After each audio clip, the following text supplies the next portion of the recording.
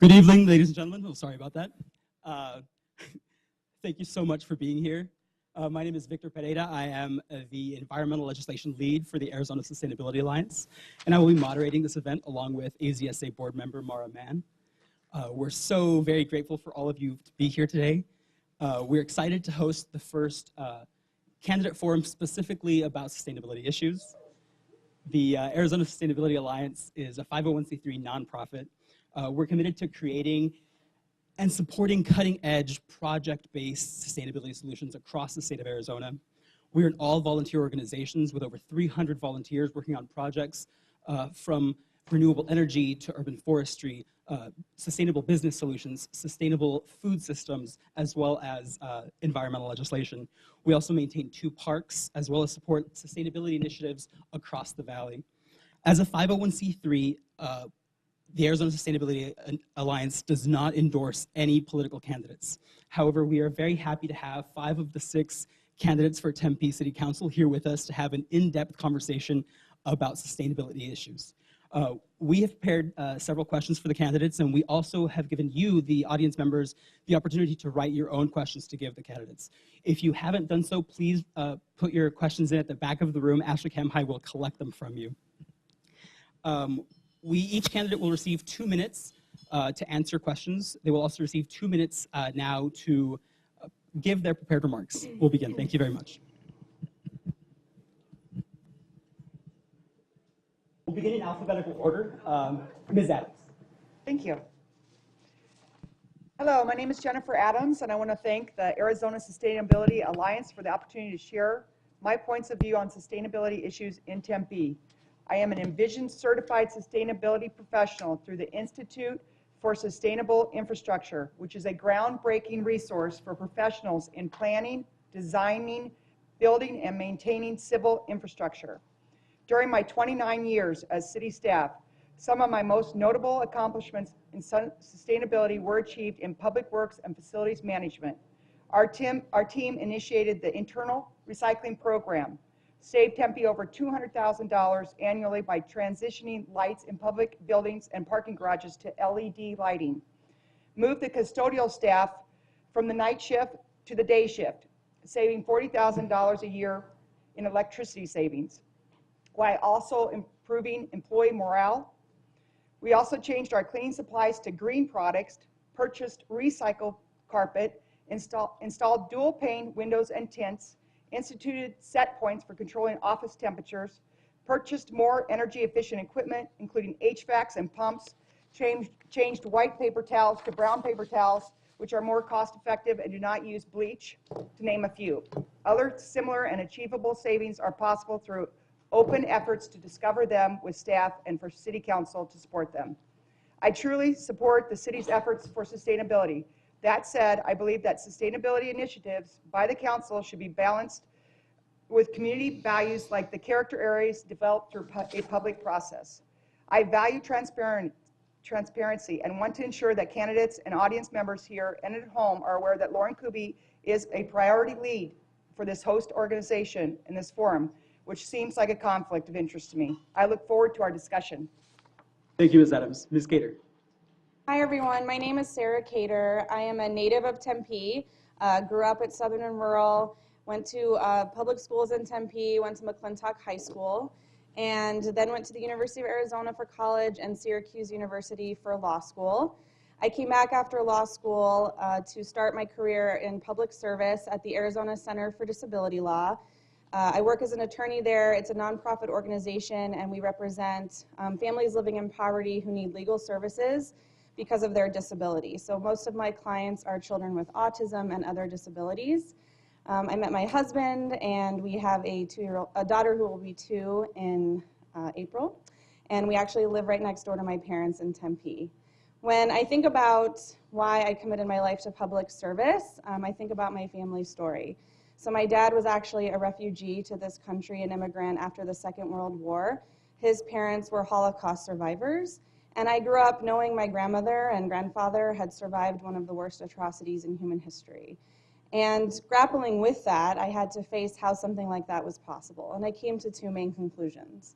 One is that some people are intent on doing awful things, and the other is that awful things can happen when good people do nothing and are silent. And so I learned from an early age, don't do nothing, don't be silent, stand up for people that need a voice, and that's what I believe I do every day for the families that I serve. That's also why I'm running for Tempe City Council. When I learned that the poverty rate was over 20% in Tempe, I decided that I wanted to do something to help make my hometown an even better place to live. I look forward to the discussion tonight. Thank you so much. Thank you. Ms. Kuby.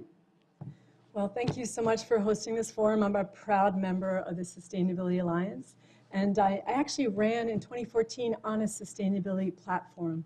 I thought, so many people tell me, don't do that. No one cares about sustainability, and lo and behold, I came in first place running on that platform. Since the time I've been elected, we've created a sustainability commission made up of citizens and businesses and faculty, staff from the university.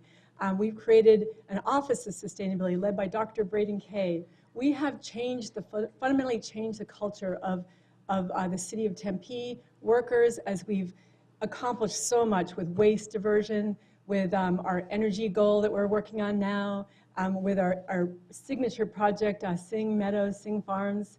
And I'm so proud of all that we've accomplished. There's a lot to do in the sustainability realm, and I thought you'd ask in the first question maybe our definition. And for me, it's making decisions today as a council person that will allow other generations not to be constrained in their decisions, allow decision makers to have the ability to make decisions. And to me, it's about equity fundamentally. So it's not necessarily just waste, water, energy. It's about resilience. It's about building resilient social, economic communities. It's about making sure our most vulnerable citizens can thrive and live and be happy in Tempe. So I'm looking forward to the debate. There's a lot of topics to be discussed.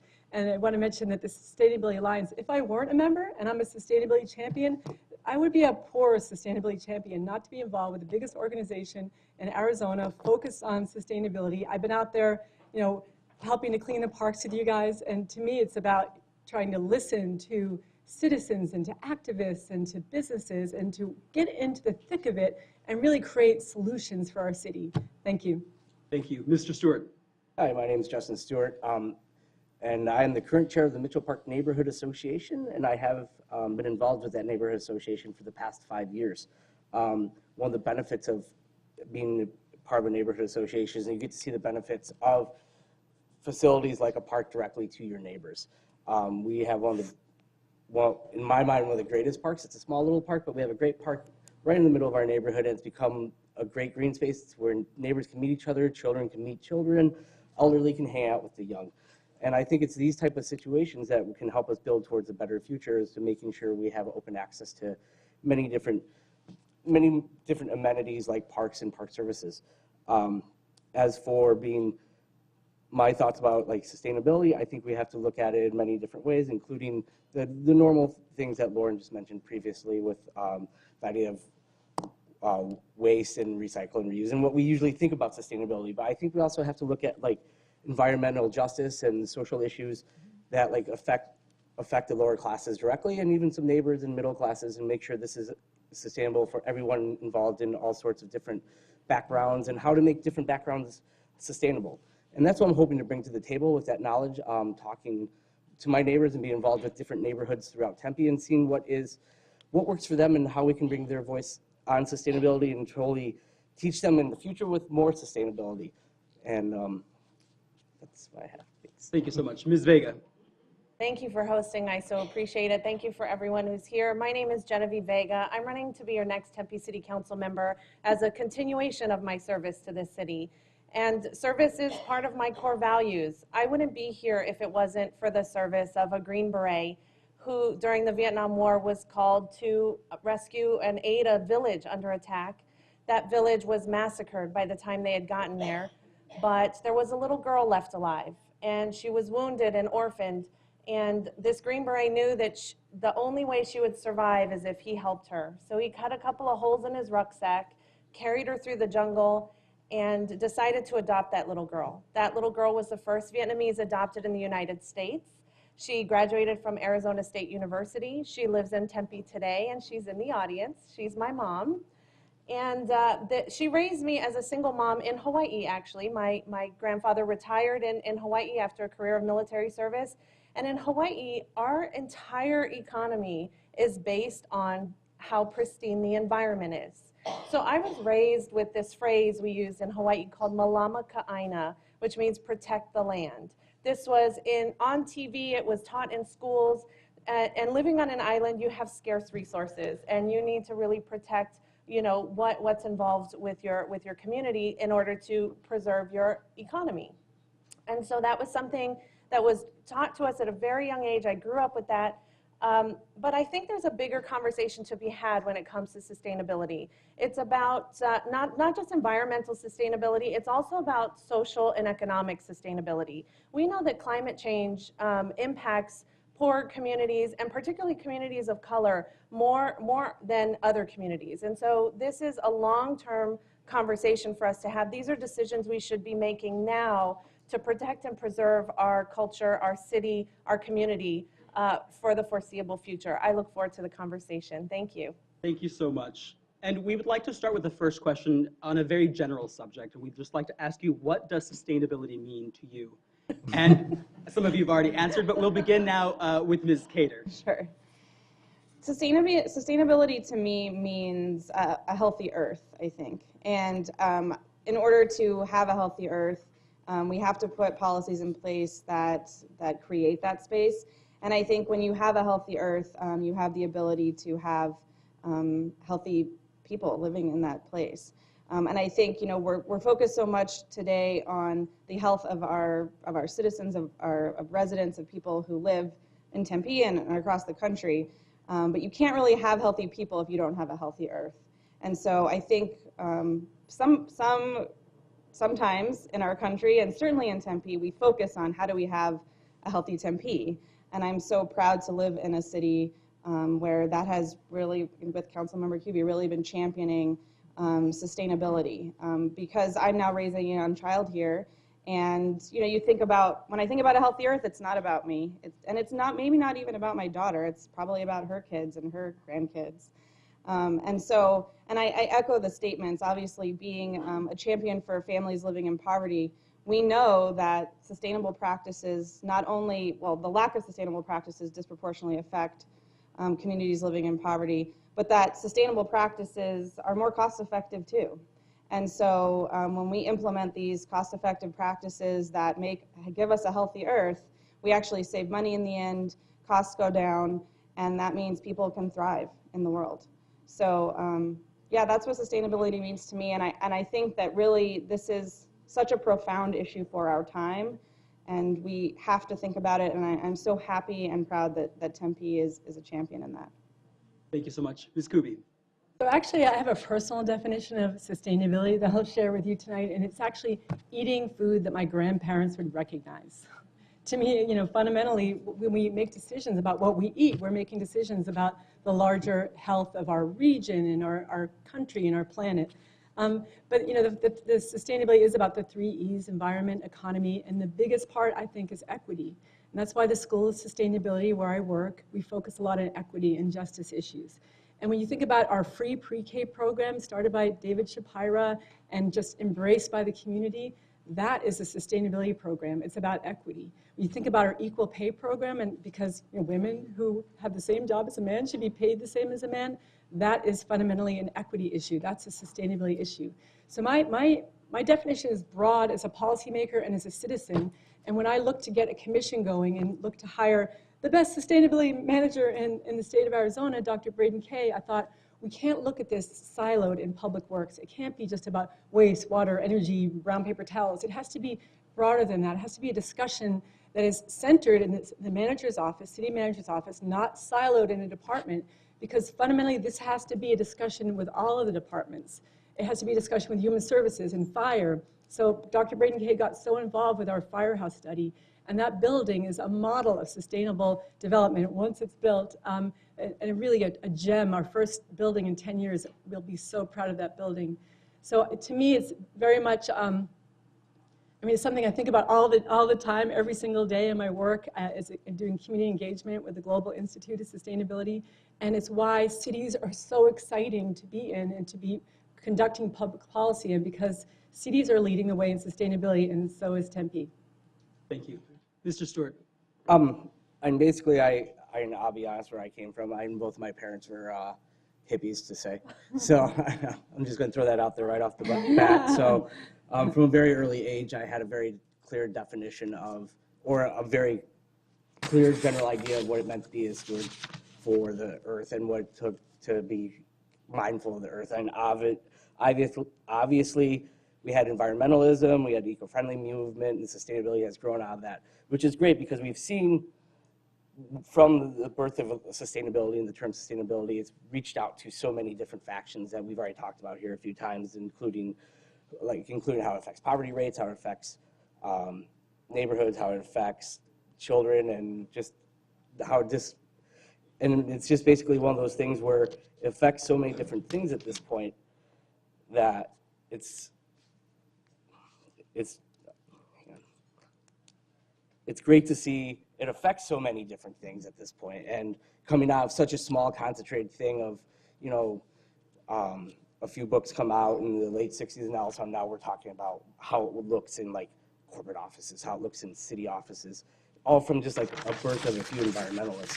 And so I think it's really important to like look at the other factions that have come out of environmentalism and burst into sustainability and all the different areas to look at. And to me, I think that's the most important, is to really look at the economy of things and the fairness of things and making sure everyone's on the same level playing field, and making sure and helping others get to that playing field if they're not on it already.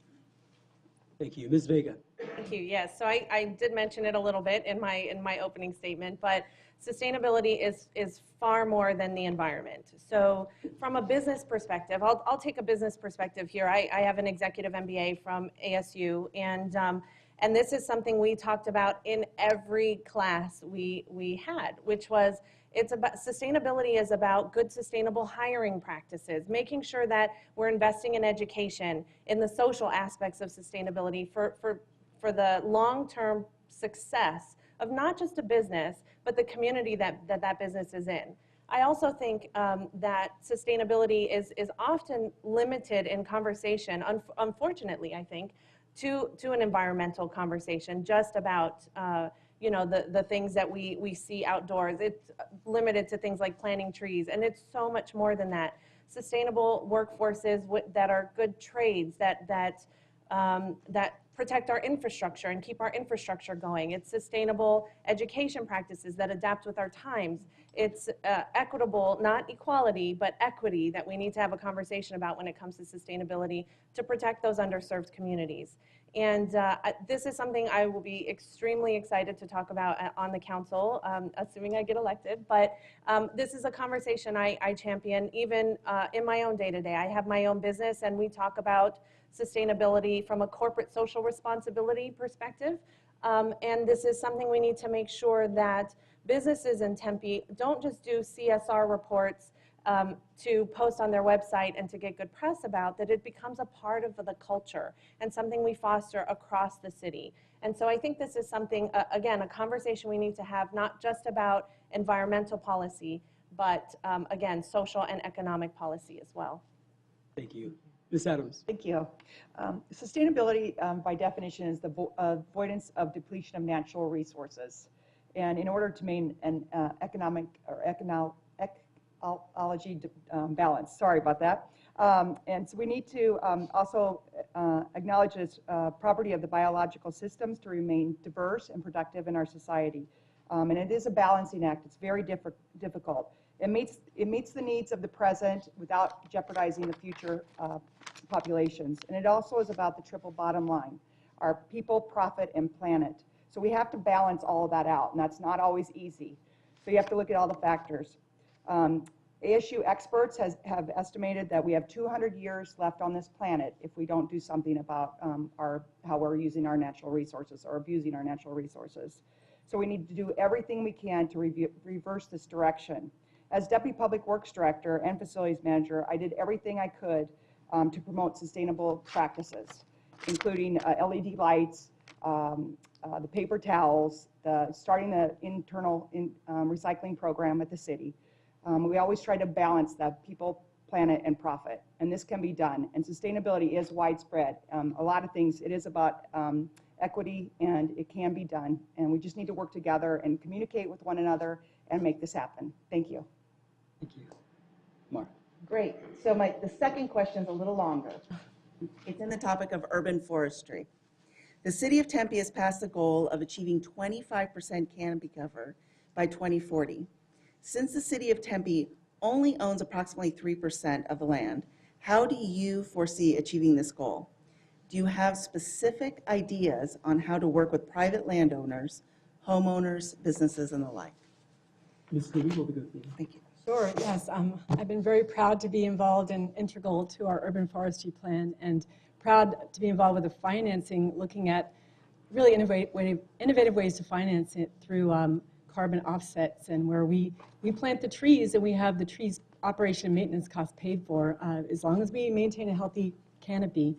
And you ask a good question there, because we do need to reach out to our residents, and that's why the council is discussing an incentive program for homeowners. Right now, as SRP customer, you can plant 2 trees. We want to encourage more tree planting, smart tree planting though, using deep core. We want to get to the taproot and have it be a deep taproot so we can plant smart. So after a year of watering, maybe you don't have to water. So we're looking at incentivizing that and creating, after a season, you'd have your cost of your tree paid for.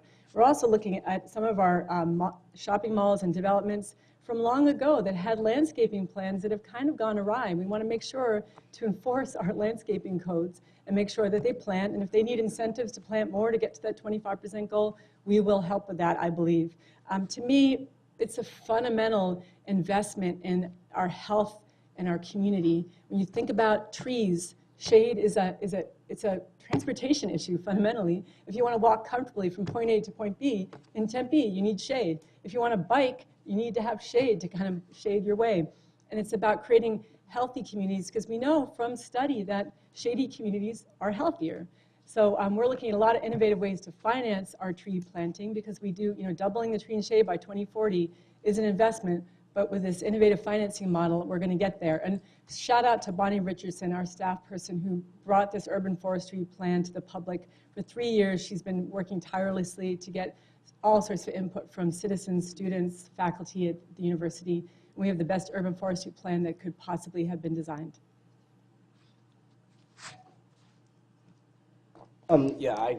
First of all, I just want to say, like, the urban forestry program that was put forward and everything is a great initiative, and I was really proud of our council and city staff to take those steps. But with that, I think, like, there's other ways to also help make sure we reach that goal and get some of the shade in Tempe. I know a lot of the neighborhood grants right now are very heavy with water issues, and some of them are going into, like, you get a reduced rate for a water issue, you get more bang for your buck with the Marianne Corridor grant.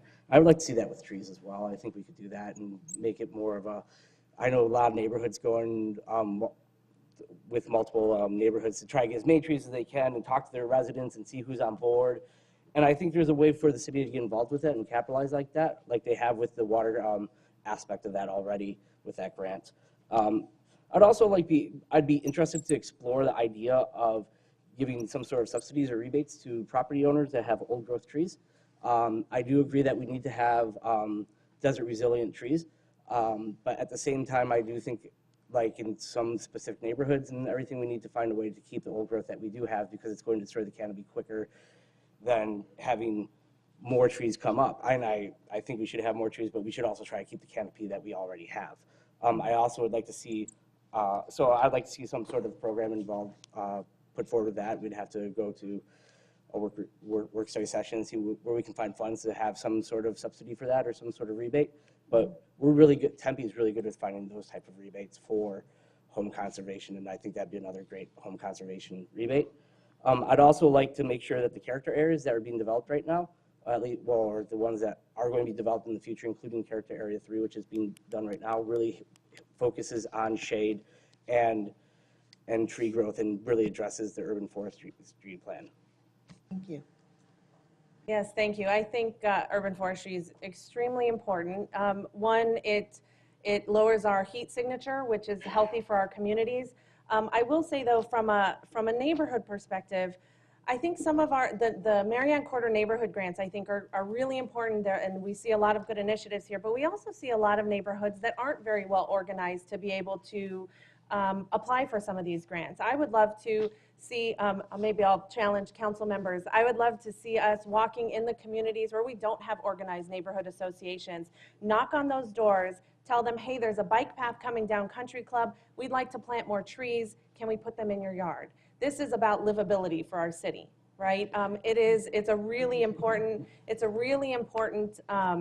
does that mean you're going to accept my challenge to go knock on doors? I just think it's a really important issue that we get into all the communities and not just the well-organized ones. And that's incumbent on council members to go connect with the communities for that particular situation. And we all know the best time to plant a tree is 7 years ago, right? So we really need to get this momentum going. I love a rebate program. I love using existing landscaping models and the way that we can do water audits on our landscaping to incorporate this. You can maintain your current water level if you plant more trees here, things like that. I think there's a way to incorporate this in multiple things that we do, and we just need to look at ways of communicating that a little bit more and better with our communities.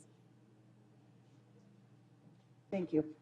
First of all, I'm a huge supporter of urban forestry. It's a really important program, especially in Arizona when we have such high temperatures. I want to empower residents, businesses, and organizations and city staff to collaboratively create and care for urban forests that provides 25% canopy by 2040, improve mobility so we can walk and be in shade when we're walking from one place to the other. I want to increase our park and open space public use through strategic and efficient utilization of natural, economic, and human resources to expand and care for healthy, biodiverse urban forest canopy. Increase tree canopy all over the city. And also, one thing that people don't always realize is it also helps with stormwater drainage when we have nice trees to slow that down. And we need to have the transition strategy to increase it by 25%. Educate businesses, landscapers, and property owners on proper tree maintenance. A lot of times people don't know how to cut the trees and then they end up hurting them. So we wouldn't need to do that. We need to increase canopy in parking lots and along walkways to increase customer comfort. Allow for shaded bike lanes and sidewalks. We need to ensure that trees are planted on commercial property and maintained properly so we don't lose them to storms, disease, age, and neglect. I am concerned about certain areas of city cutting down their mature trees because of the high water rates. So we need to find a balance there so they do not cut down the trees and continue to promote our shade canopy. Thank you very much. So I'm Jewish, and in the Jewish tradition, we actually have a birthday of the trees called Tu B'Shvat, and it's today. So happy birthday, trees. So it's definitely something through the celebration of that holiday and just Jewish tradition. Trees are really important. We actually sometimes give gifts of a tree, but planted somewhere, and then you get a certificate that says a tree was planted in your name. So definitely a big supporter of urban forestry. We know it makes things cooler, more walkable, more diverse habitat. It enhances property values, makes things more beautiful, and makes our communities healthier. I echo some of the ideas that have been stated about, I think the incentivizing homeowners to plant is really great, and we know low water, drought tolerant trees don't use a lot of water. And so that's a way we can incentivize families to plant trees and increase our shade. I think the recession kind of hurt some of the park updates that are now occurring, and so we can use those updates as an opportunity to plant more trees in the parks and increase our shade there, and educating and incentivizing businesses to do the same. I think Justin's idea about rebates for the old growth trees is also really great. So there's lots to be done, and I think Tempe can do it. Thank you. So I have a follow-up question, urban forestry. Many people in Tempe are concerned that the increase in the amount of trees as required to achieve the 25% canopy cover will only increase the amount of water use, which may be both costly and unsustainable. Do you agree? And how do you propose to balance the two? We'll begin with you, Mr. Stewart. Once again, I'll bring up the idea for old growth rebate and be able to keep, in that way we already have mature cover in some of these areas. So we won't have to plant as many newer trees right away, even though they are lower lower water use. I am a big fan of making sure the parks are using low water trees that are being used. That's identified by the Arizona Low Water Plant List. And I do think, as Jennifer mentioned, the coming back to the park programs and stuff, and it's got to be really important for the capital improvement programs to make sure we get these trees in there and have these things get in. When it comes to like low water plants, we've already disturbed the environment here. We're not going to go back to how it was before we stepped foot in here. So what I'd like to see is at least get as much native species as we can in here and make it look as close as we can get it to in here, and get it to in Tempe as it used to be. With that being said, like, you're going to have to balance the water rates and the water with the trees. Yeah. Okay. Yeah, I'm good. Thank you. Good? Okay. Yeah, so I think it is about a balance. And I think the first thing I want to look at is efficiency and effectiveness. So I actually was just the other day, I was driving somewhere, and I noticed what particularly alarmed me was it was a gentleman in a wheelchair, and he was going along the sidewalk. And he was literally being drenched because the sidewalk was also being watered by this strip mall. And so I think we need to educate and look at, again, efficiency and effectiveness of the watering plans that we have today. I think that's one way we can balance our current water usage with additional growth. Like I mentioned before, it's not necessarily about putting new trees and adding a ton more water. It's about being efficient stewards of the resources that we're already using. And I think that's one really important way we can do this. We know that the older growth that we have here in Tempe, it makes me think of Teresa Lucier, who has these giant trees on her property, and she is actually afraid of development in her neighborhood because she's afraid it will harm the trees in some way. And I think it's really important that we protect and maintain what we have, do a good job with the trees that we have, and then again look to conserve and be more efficient with our watering practices. Thank you. Yes. Trees need to be planted that are desert friendly. That's a really important point. And a lot of times people have not been planting desert friendly trees. So we need to really watch for that. We need to also use water plants that don't use a lot of water. Part of South Tempe already has a 20% tree canopy, so it can be done in the desert. It has been done. We need to support the areas of town that need to be given the opportunity to keep their trees without $1,000 water bills. That is happening, and people have been cutting down their trees. I talked to one resident that both of their neighbors had mature trees on both sides, and they cut them all down. And they lost all their privacy, and it really is a problem for the neighborhood. And that's all I have to say. Thank you. I think a big part of it is educating the community about the services that Tempe already provides, because we know there are services for xeriscaping, rebates, audits, and the city will come out and talk to you about how to reduce your water usage or do it more effectively. And so I think the city can do better about advertising some of its own services that are really awesome, a lot of human services and water services as well. And so I think, everything everyone said about desert-friendly plants and rebates for old growth, but helping homeowners and people who live in Tempe figure out how to do it in a way that makes sense and doesn't raise their costs. And we already have some services that help educate Tempe residents. So I think educating the residents and educating residents on those services is a really great way that we can accomplish these goals. So the city loses about 215 trees a year through attrition. That is a process of trees evolution. Mature trees are actually water conserving trees. And 70% of water use in a typical home in Tempe is from landscaping. And when you look at landscaping, 50% of the water that is applied is wasted. It can be through evapotranspiration, it can be through runoff, and overwatering. So you think about mesquite. Mesquite is a drought resistant, not drought tolerant, drought friendly, it's drought resistant. But you can overwater it and you'll get a lot more growth and a lot more bloom, and you'll have a lot more cost because you'll have to do a lot more trimming. But if you water it sparingly and then not at all after it's established, you'll have a slow-growing tree that is a healthier tree that doesn't have shallow roots that will fell the tree during a time of monsoon. So there's a lot of smart practices out there, and thank you for acknowledging all the work that staff is doing. We go out and we will meet with people at their kitchen table and show them the water budget of their tree, of their house. And in one instance, there was 170,000 gallons used in a house, 100,000 gallons next door. They had the same footprint. They had trees, they had mesic lawns, and they had swimming pools. But one system was much more updated. It wasn't a jerry-rigged irrigation system. It was updated. It had an irrigation controller, which signals water release by moisture in the soil. And there was a much better practice of water conserving from those two houses. So we've worked with our residents so directly, and we've seen water bills halved by adopting these practices. And all of this is free. We have free landscaping classes, free classes just about vegetable gardens and not just watering your trees.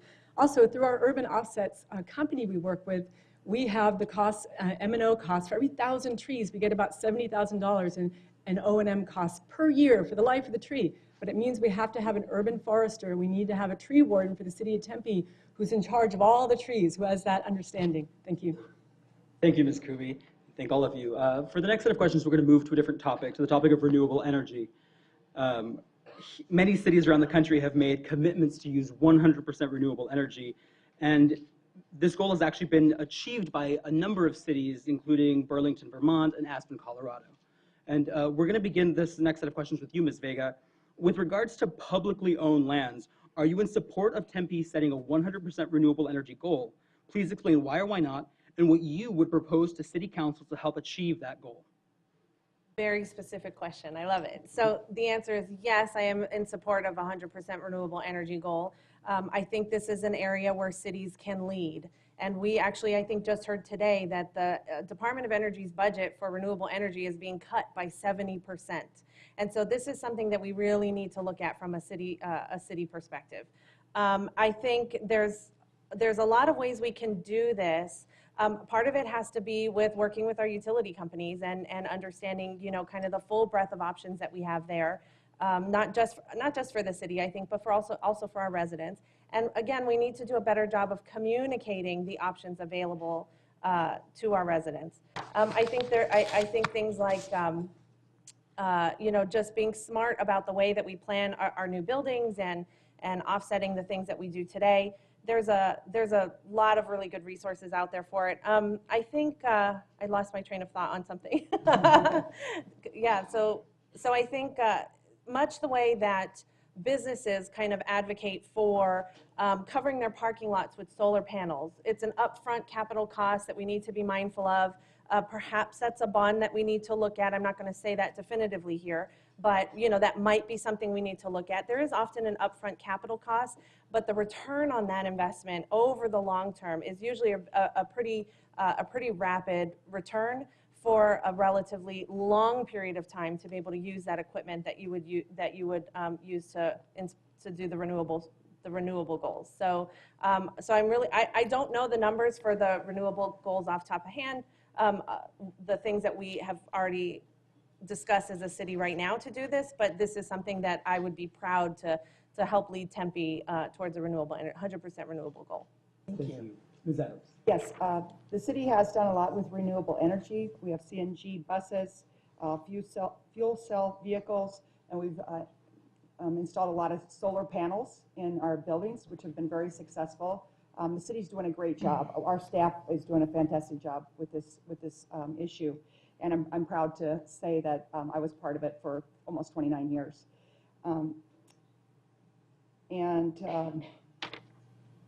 I think I know what I was going to say. Sorry, it's been a long day apparently for me.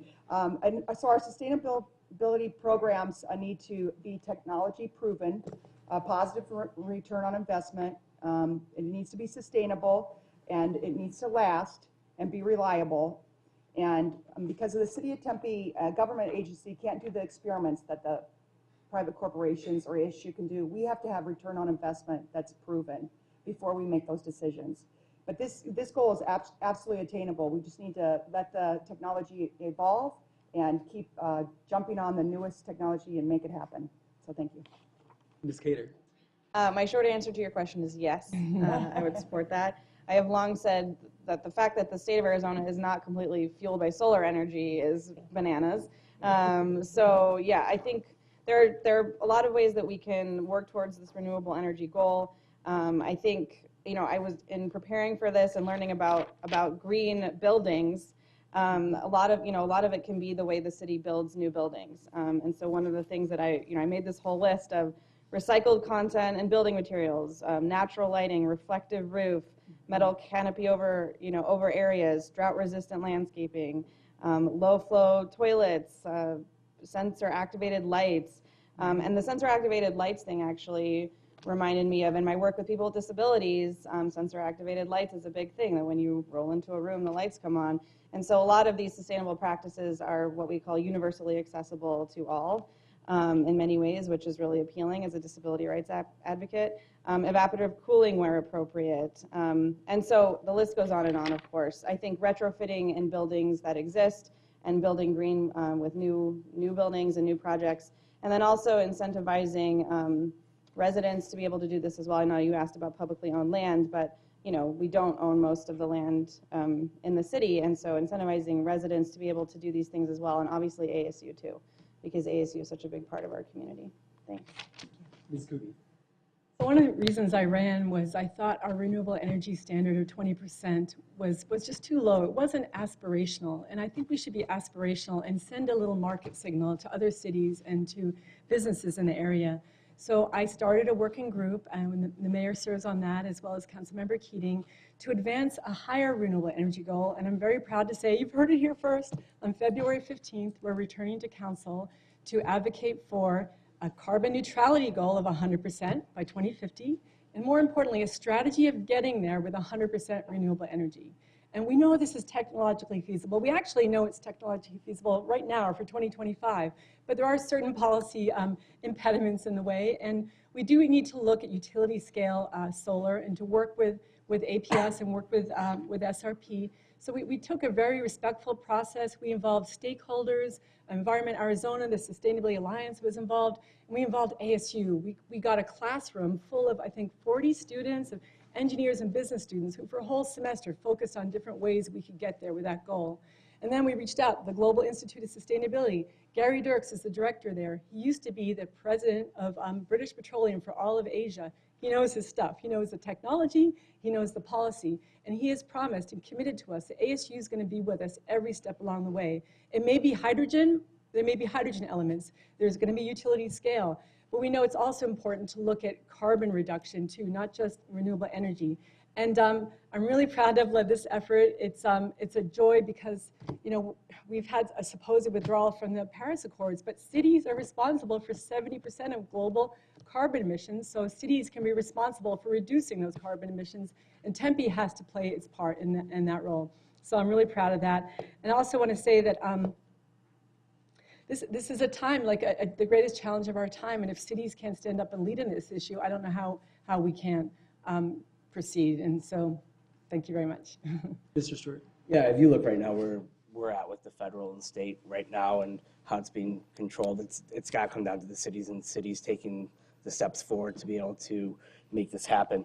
I'm behind the 100% renewable energy goal. I'm 100% behind it because I think it's visionary. I think it's a big, bold step, and there needs to be more cities nationwide taking this step who have already, and there's some that have already taken it, but I think I applaud the city of Tempe for moving forward and taking that bold step and stance on it, and instead of being like, well, maybe we get 50%, but instead like saying, we're going to go 100%. I think it just comes down to working with innovators and innovation.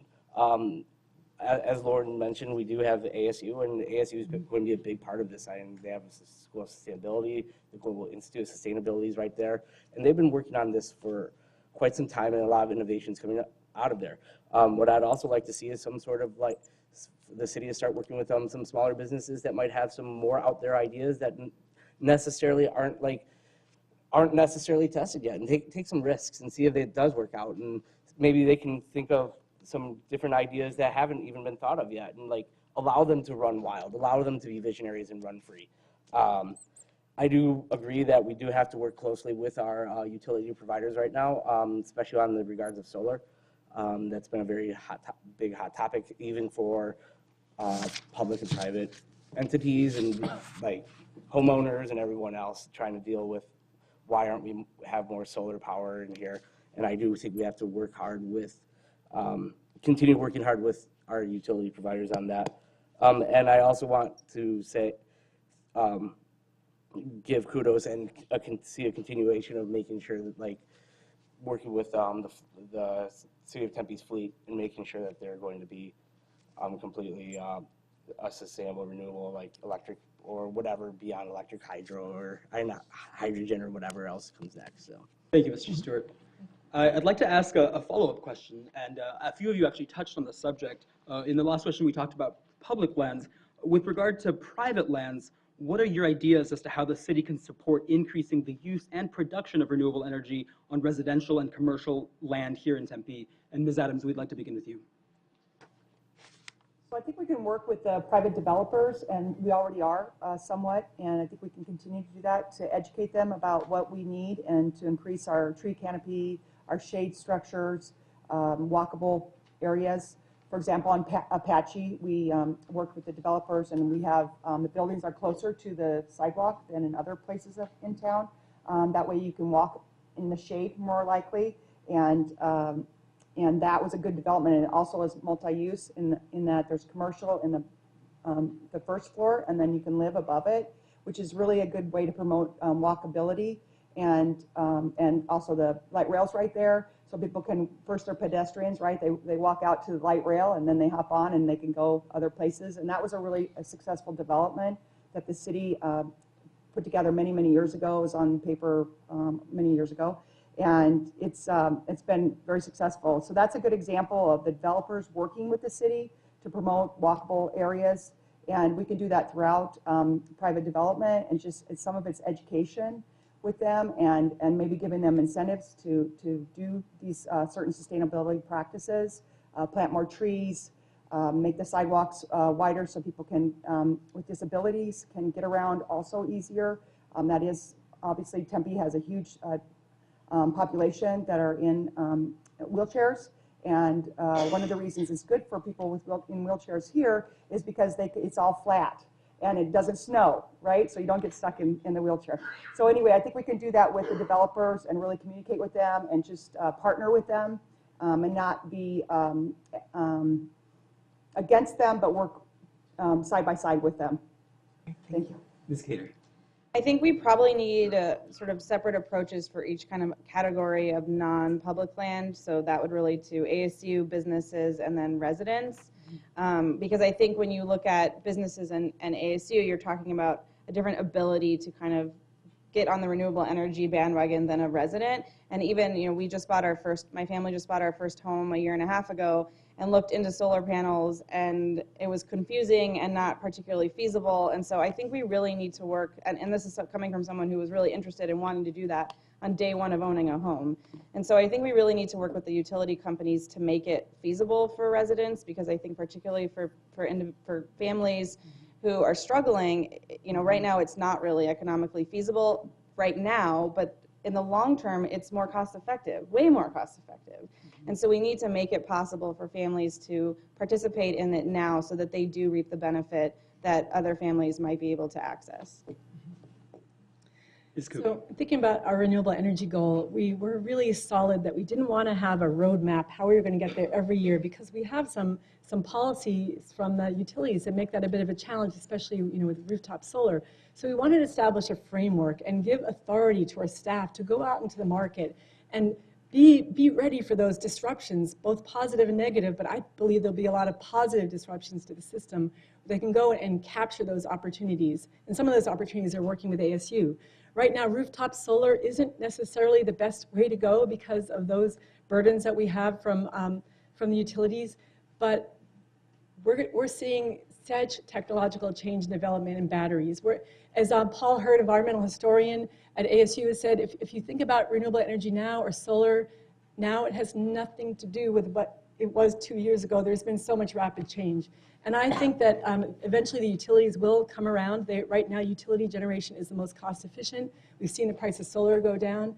We're going to see opportunities to really re-enliven the rooftop solar deployment. Right now, what we have to focus on is utilities. And with our renewable energy goal, we're just allowing staff to have the authority to go and set this market change in our cities in Arizona. Thank you. Mr. Seward. Yeah, so I think with the residents, we have to, as is stated earlier in this forum, I think it needs to be more education to the residents of what's available. We have great programs here, and I think we really need to have residents be aware of those programs, how easy it is, because it is really easy. And it's all about outreach and communication, making sure the residents, either through maybe look at different ways of communicating with the residents, maybe a bit more through neighborhood associations, maybe more mailers, maybe more, social media ads. I don't know, but there really needs, it's almost there, and I just really think that's one of the things, a lot of residents want to do this, and they just don't know how to get to tempe.gov and click on the rebates, and they're right there. It's really easy, but I think if you make them aware and start talking to your neighbors and talking to, or have, Genevieve mentioned, walking down the country club lane, knocking on doors and saying hey, do you know you can plant a tree? Maybe you want to plant a tree here for urban canopy. Maybe we start a door hanging flyer program, or have people, have city staff, seriously knocking on doors. I know they already mail out. I know the water system already does mail out people that seems to be going over their limit, and they want to work with them and come to the table and work with them and everything. But there's some people that aren't necessarily at that limit and just don't think about it. So I think there can be a better look into that, and make the data super accessible to them, because I think data is power. I think many of us at this table agree that data is power. It's been talked about many times in many of the different forums. And if you just give residents and business owners some data they can understand and how to interpret it, they have a lot of smart people around them, especially if they're a business owner already, that can interpret that and figure out ways to retrofit and ways to move up with that. Yeah, so I just really think it comes down to education, and we really have to educate and make sure people have pure transparency and access to their data. Thank you. Ms. Vega. Yes, fundamentally, I think it comes down to incentivizing behavior change. So from a business perspective, perhaps it's, a shortening of the permitting process or something like that. When we incentivize the behavior we want to see, we'll more likely be able to see the change. So once you make people aware of the changes that they can make, the effect that the changes make, how it benefits them, because people want to know what's in it for me, right? So we want to be able to, again, perhaps it's a shortening of a process and incentive in that way, and not necessarily always a rebate, but that's sometimes a good option as well. And it's really a lot about communicating to the community. Yes, that's right. And really understanding.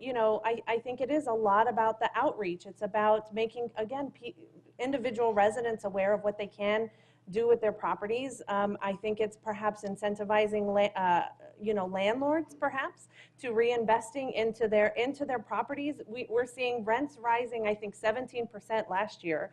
How about we ask the landlords, let's reinvest into your property to do some renewable energy options, some urban forestry, things like that, that improves the property value and is good for the renters that are in that property as well. I think there's a lot of things we can do, and it's just about being open to new ideas and not just saying, let's do the same thing we've always done.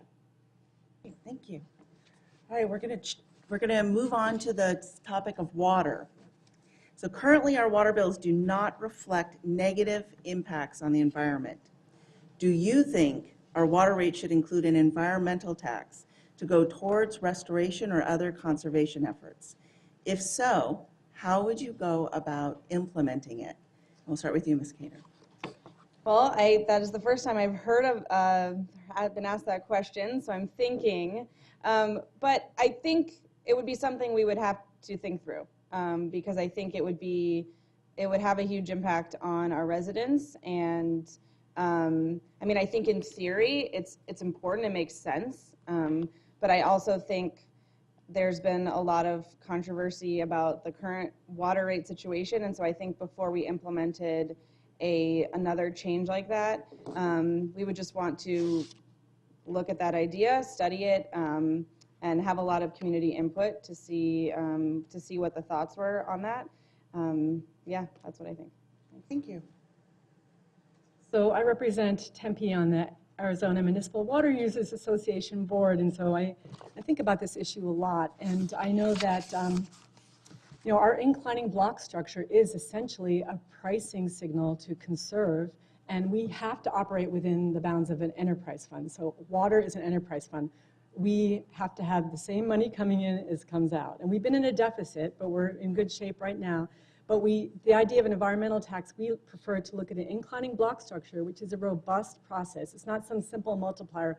We looked at each level, each block to say, what does someone using, who's a third of an acre, what do they need? If they have trees and a pool and mesic, we gave the most liberal version of what kind of water they needed.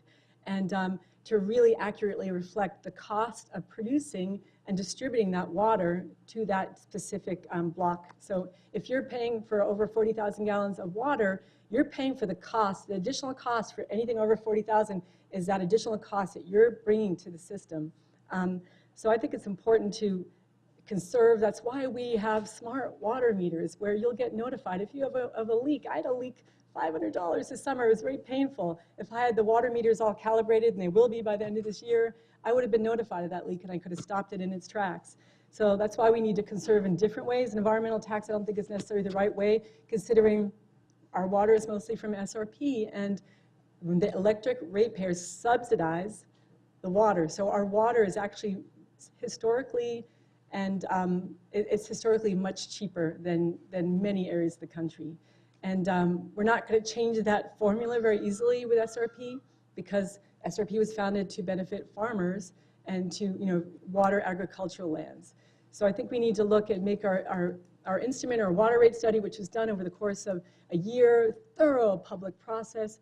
We did focus groups with all sorts of our residents, and we need to go forward that way. If we wanted to institute an environmental tax, there'd have to be a lot of public input and a whole bunch of rates and studies for me to be on board to go ahead with that. I'd have to have all sorts of data in front of me to be like, this is a great idea. And I'd have to hear from the constituents saying, this is a great idea. As Lauren mentioned, that our water is already being subsidized through our electric rates with SRP. And that's where we're getting the water from, and where we're getting the breaks on the discount with the water. So I think, like, on top of all the controversy behind the tier system and anything like that, if we made like another drastic change and adding some sort of environmental tax on top of what we already have right now, I think there'd be a lot of upset residents, and I think that's fair unless we have a very long and robust conversation about it. But obviously, that's not a decision I'd feel comfortable making tonight at this table in like a 30-second discussion about it. Like, it'd have to have a lot of public input for sure. Yes, I don't think any council would make a decision like that without a tremendous amount of public input. And part of that, again, part of that conversation has to be, what is the current situation that we're in, and educating about why we need this. You have to start with why in some of these conversations. So Lauren mentioned the increasing infrastructure costs, the things that nobody sees. They expect to turn on their faucet and for water to come out. And in some cases, the water use is much higher for some people, and we need additional infrastructure to get that water to them. So that's where I think some of the incentivizing conservation comes into play, but it really requires a lot of communication from the city to why we need something. And I just think that, again, it's open and transparent processes is part of what will make the city great. And it will, if we communicate more with residents, if we knock on the doors of the communities that we're not hearing from, because this is something we see right now, we have to be, a city council member's job is to connect with the community, right? And to to listen to the community. The best decisions are made that way.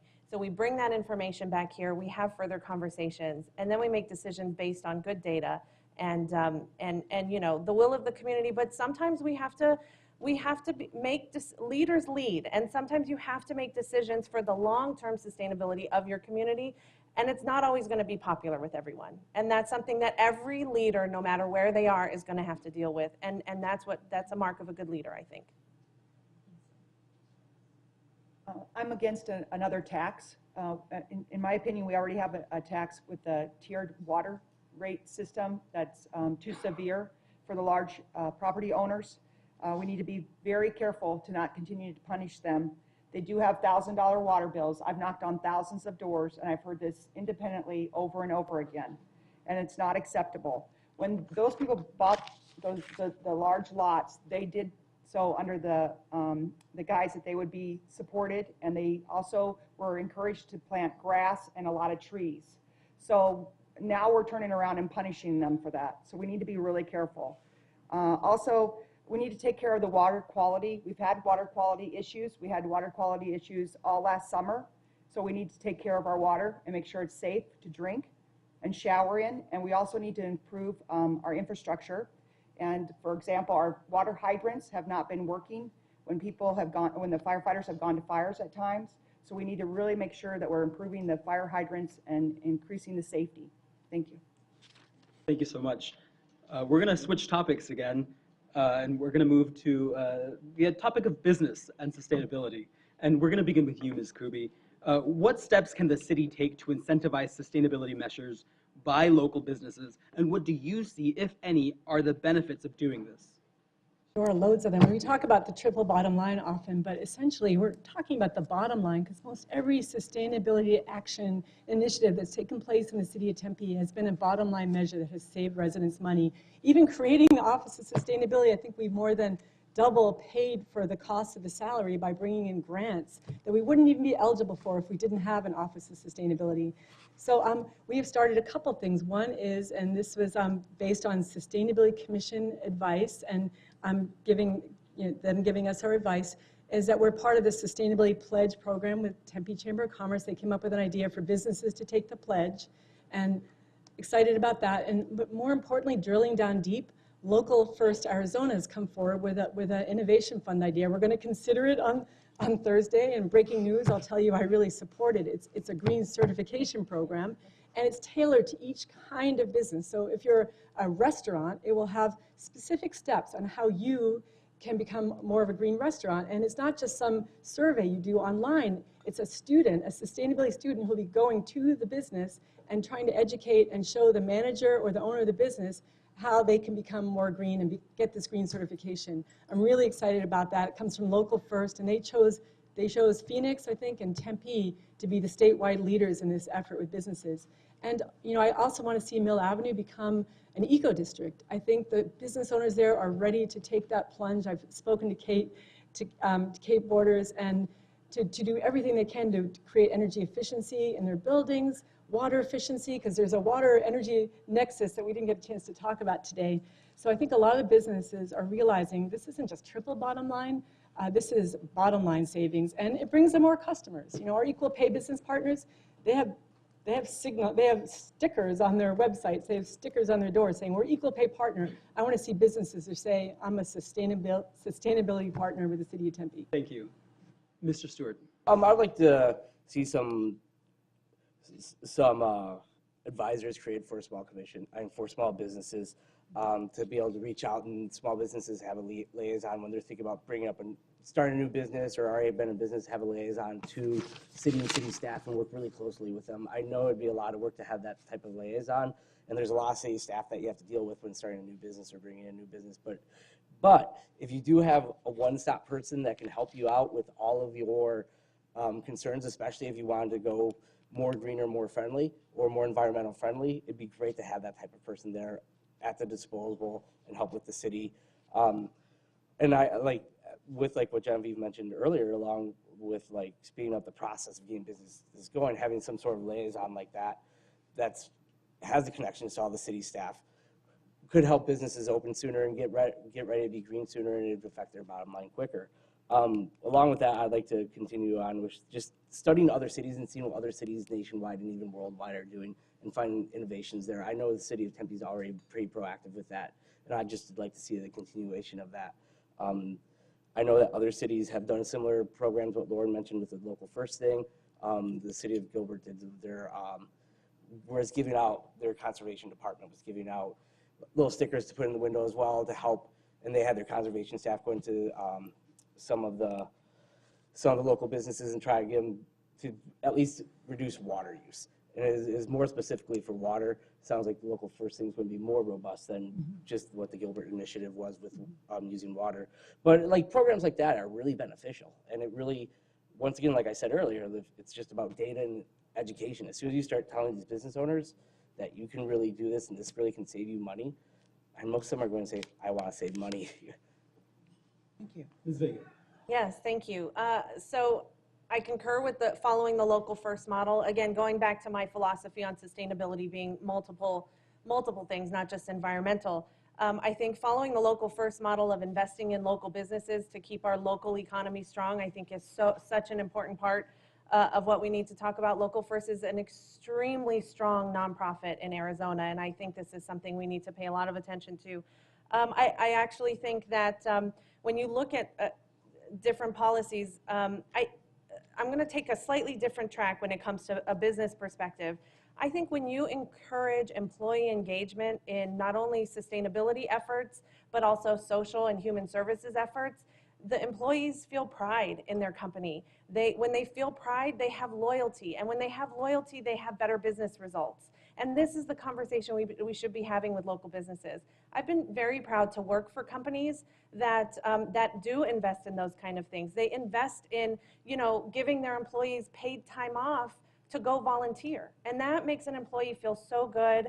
And, they do outreach programs in the community. They volunteer and they get rewarded for that. And it's something that's championed in the business. And I think that's something we need to have that conversation because, again, we should have this conversation where in businesses that invest in their community and strengthening the community around them actually produce better business results. And I think that's an important conversation to have and one I'd be happy to do as a council member. Thank you. Ms. Adams. Sure. As a Public Works, Deputy Public Works Director and Facilities Manager, we instituted a lot of business practices that were sustainable in the city. We installed solar panels and we continue to do so. We started the internal recycling program, and we have set temperatures and control systems that adjust according to the need. I think we need to take the businesses and partner with the businesses and their needs into consideration, careful consideration. I'm a huge supporter of small businesses, and they are the heart and soul of our community. I think that we need to set up economic development options for new businesses so they can come into the city and have a one-stop shop, a person that they can meet with and someone that can cut through the red tape and help them get started in a more friendly and easier way. We also want to encourage the use of gray water with businesses, encourage dual pane windows, tinted glass, zero-scape landscaping, using solar, and we can identify and help these businesses promote more sustainable practices and have some kind of incentivized program for them so that when they do this, they get something back as a reward. Thank you. Ms. Cater. So you asked about steps and benefits. So as to steps, I echo what those have said about Local First Arizona. It's an amazing organization, and I think the green certification program sounds wonderful. I think an advisor would be really amazing, and something I alluded to earlier. A lot of sustainable practices overlap with accessible practices for people with disabilities.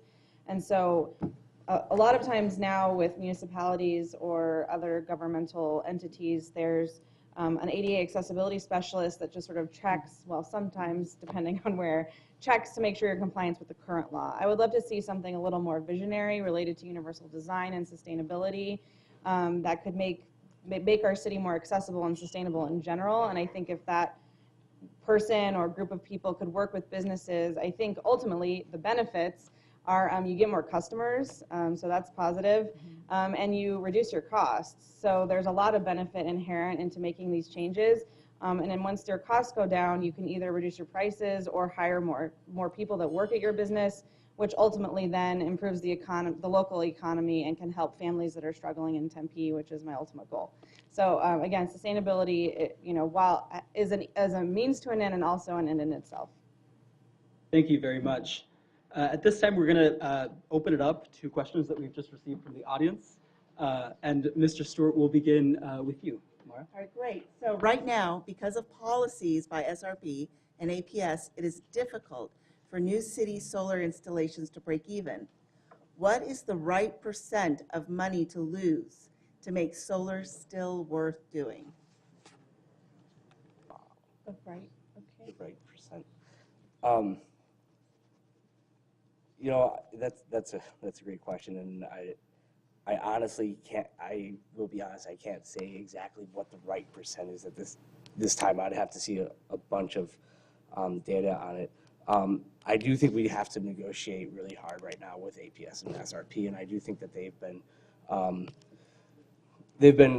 it's been difficult for residents, it's been difficult for cities, it's been difficult for businesses, and obviously this is something that has been coming up time and time again. And I think it just comes down to some really hard negotiations, some hard choices that's going to have to be made at council, and getting some stakeholders together and figure out what can be really done to help make solar work for the public again. Because we live in a solar state, we live in a solar city. Solar should be working for the public, and we shouldn't be beholden to the utility providers to dictating if it's helping us or hurting us. With that being said, maybe sometime in the future, maybe sometime down the road, we'll see some great things that will help us break away from our normal utility providers. Maybe like the Tesla house battery will really happen. Maybe solar shingles will really happen. I'd like to see that. I know it's been talked about and like what Elon Musk might bring us in the future and this and that, but we can't wait forever, and right now we really do have to have some deep and serious conversations with our utility providers about this. Thank you. Yes, so it's kind of shocking to me that New Jersey has a better solar energy policy than Arizona does. So I think this is something that we really need to pay attention to. It's a policy question. And I don't know if most people know, but there's actually a board for SRP that people run for, and you want to advocate for solar candidates who believe in solar energy and who will set solar policy that we can adopt as residents. And I think this is something that I've certainly supported in this election. There's actually an SRP board election coming up in April. And but this is something that residents don't know a ton about. This is something that you actually need to request a ballot from SRP to elect the solar candidates, and this is something that people should be mindful of. And so, if it's a policy question, elect the people that will set the positive solar policy that you want to see in your community. And I think that as far as the right percentage, because I know that didn't specifically answer the question, but I don't really know that there is a right percentage of loss. I think it's more a policy question.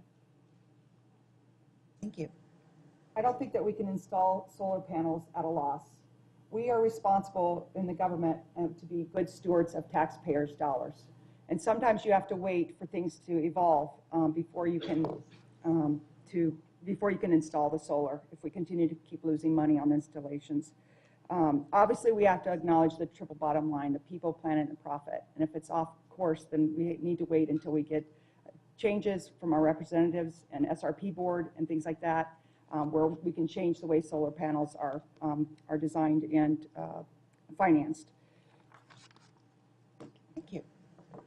I mean, just to clarify, we're talking about a loss for the individual, the homeowner taking a loss. Is that The city, I think. or the city? City. The city. Okay. Sorry, I'm just trying to clarify the question. This is for city solar installation. City solar installation. Okay. Yeah, I mean, I think it's hard to answer in terms of an actual percentage, but I think overall the whole point of using solar is that there's not a long-term loss. So I think you have to kind of assess the data. Is there a short-term loss, and what is it? But a huge long-term gain ultimately, and how long is long-term? So I think the data is really important here. I'm sure that's not. You're probably, whoever asked this question is frustrated that none of us are giving you an exact number, and I apologize for that. As a lawyer, I always want to answer the question. But yeah, I think the data is super important here because it can't just be it can't just be looking at a singular moment and what is the percentage of loss. It has to be looking at the long term and what are the benefits to the city. But overall, I think you would not want to see a loss long term, and you'd want to see savings. Thank you. Well, that's an easy question because we don't have to lose anything to install solar in the city and do. We already, we're not saving as much as we did before. You know, we're looking at life cycle. We're not saving as much, but we're definitely saving. And Grace Kelly, who is our energy efficiency expert, she was able to actually negotiate deals that were better than ASU's. So shout out to Grace Kelly. And, you know, but even if it were even, I'd say, look at taking us off coal is going to create a healthier community. There's a lot of associated deaths and respiratory illness with coal production and with, you know, coal being the major source of energy. I want to take some time, though, to talk about some alternative facts that we've heard here tonight.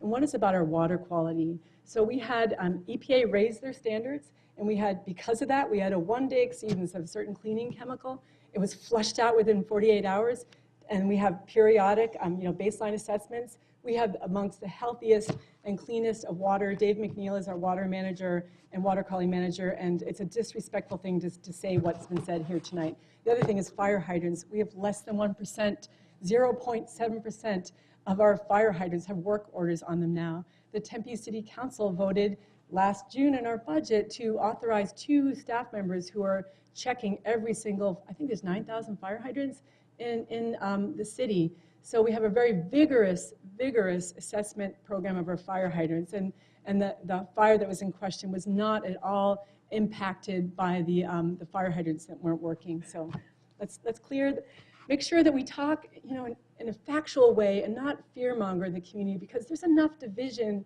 in our city. We need to bring people together, and it doesn't help if we disrespect the staff and present incorrect information. It doesn't do a good service to the staff. You have to work with staff when you're a council member. You need to be able to find common ground. So it's important that we accurately present the issues that are before us. Thank you. Thank you.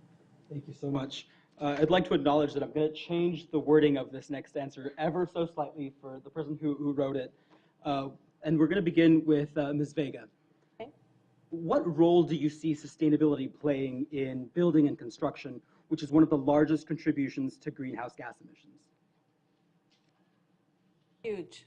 I mean, so it's something we absolutely have to have this conversation. And I think we are seeing a slight change in the way construction is being handled.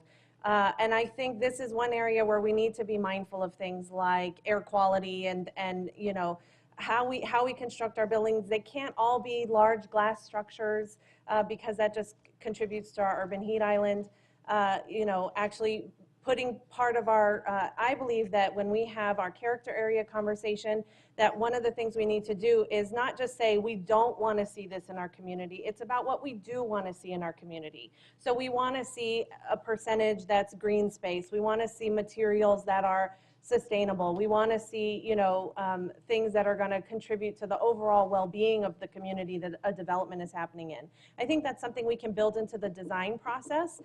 So that, and frankly, I think that's good for the construction and the trades and the builders as well, the developers, to be able to know going into a community what to expect. What do we want to see as part of our community? And that, I think, shortens the process too. Because I think when you have very ambiguous standards, I think that makes it harder from the business side of things to be able to know what to expect when they come to Tempe, because there might be changes that happen at the last minute.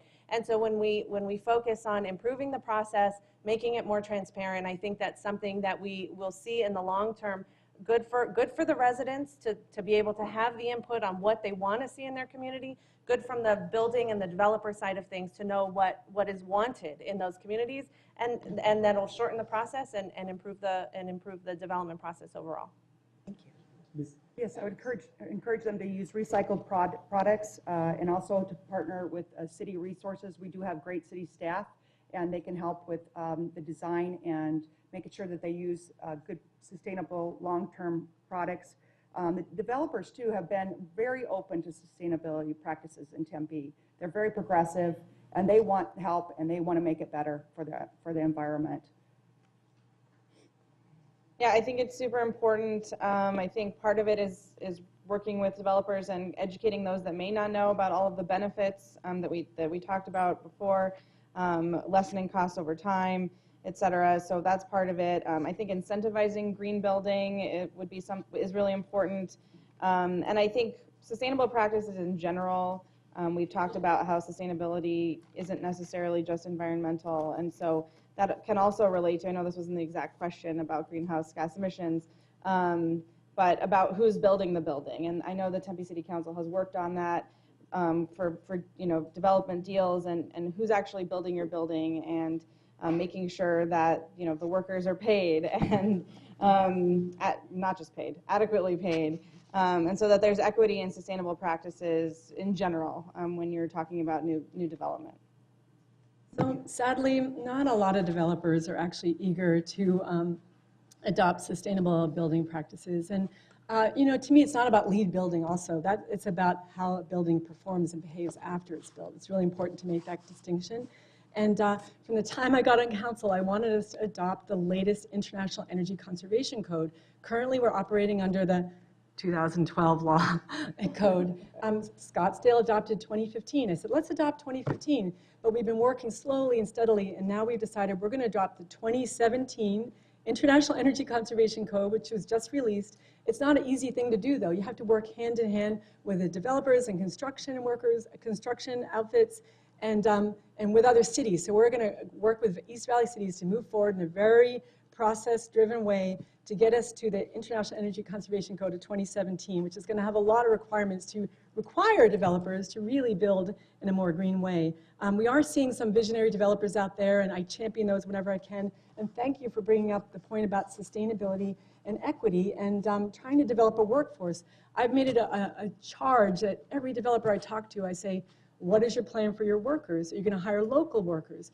Are you going to hire workers who come from apprenticeship programs, apprenticeship programs that actually graduate journeymen? Because it's important that we have skilled workers. In the case of the Barrett Honors College, they went with an outfit that did not have skilled workers.